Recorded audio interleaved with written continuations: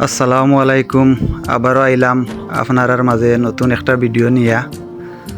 রহিমপুর পূর্বপাড়া যুব সমাজ এবং প্রবাসী বাইসকলর উদ্যোগে আজকের এই ইস্তার মাহফিলর আয়োজন করা হয়েছে।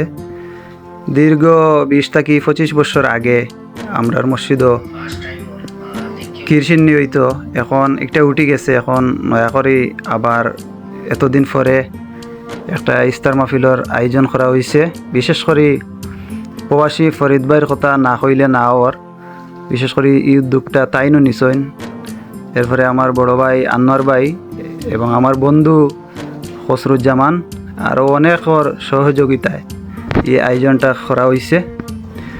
বিশেষ করে আমরা যুব সমাজরে আন্তরিক অভিনন্দন জানাই। আর তার পাশাপাশি হালকা মিলাদ এবং ওয়াজ মাহফিলর আয়োজন করা হয়েছে।